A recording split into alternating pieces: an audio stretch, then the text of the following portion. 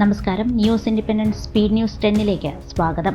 അയർലൻഡിലെ work പെർമിറ്റുകൾ ഈ വർഷം പുനരവലോകനം ചെയ്യുമെന്ന് എന്റർപ്രൈസ്, ട്രേഡ് ആൻഡ് എംപ്ലോയ്മെന്റ് വകുപ്പ് സഹമന്ത്രി അലൻ ഡിലൻ. പാർലമെന്റിൽ TD നോയൽ മക്കാർത്തി ഉന്നയിച്ച ചോദ്യത്തിന് മറുപടി നൽകുകയായിരുന്നു ഡിലൻ. ഐറിഷ് ബാക്ക് പാക്കർ ഇന്ത്യയിൽ ബലാത്സംഗത്തിനിരയായി മരിച്ച സംഭവത്തിൽ അന്വേഷണം നടത്താൻ സർക്കാർ. കുടുംബം അറ്റോർണി ജനറൽ റോസ ഫാനിങ്ങിന് നൽകിയ അപേക്ഷയിലാണ് അന്വേഷണത്തിന് തീരുമാനമായത്. 28-കാരിയായ ഡാനിയേൽ മെക്ലൗളിനാണ് അതിദാരുണമായി ഇന്ത്യയിൽ വെച്ച് കൊല്ലപ്പെട്ടത്. എനിസ്കോർത്തിയിലെ സീമസ് റാഫ്റ്റർ പാലം പൊളിച്ചു നീക്കും.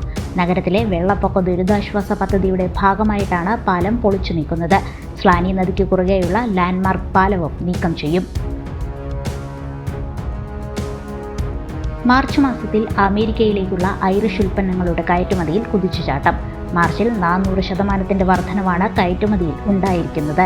താരിഫ് പ്രതികൂലമാകുമോ എന്ന ഭയമാണ് കയറ്റുമതി വർധനവിന് കാരണമായത്.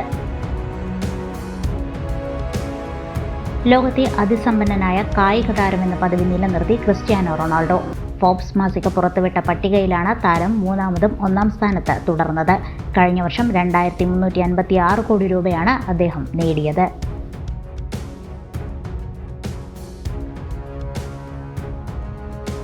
അയർലൻഡിൽ അതികഠിനമായ ചൂട് അനുഭവപ്പെടുമെന്ന് മെറ്റ് ഇറാൻ.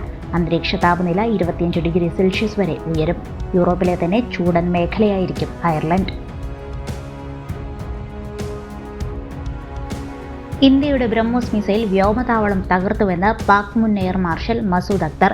AWACS വിമാനം മിസൈൽ ആക്രമണത്തിൽ തകർന്നുവെന്നും അദ്ദേഹം പറഞ്ഞു. അഭിമുഖത്തിലായിരുന്നു അദ്ദേഹത്തിന്റെ വെളിപ്പെടുത്തൽ.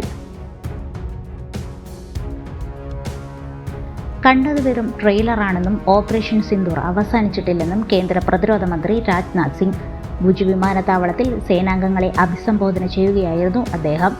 ഇന്ത്യ തകർത്ത ഭീകര ശൃംഖല പാകിസ്ഥാൻ പുനർനിർമ്മിക്കാനുള്ള ശ്രമത്തിലാണെന്നും അദ്ദേഹം കൂട്ടിച്ചേർത്തു.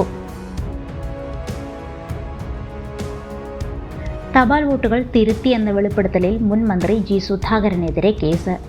ആലപ്പുഴ സൗത്ത് പോലീസാണ് കേസെടുത്തത്. തിരഞ്ഞെടുപ്പ് കമ്മീഷന്റെ നിർദ്ദേശപ്രകാരമായിരുന്നു നടപടി.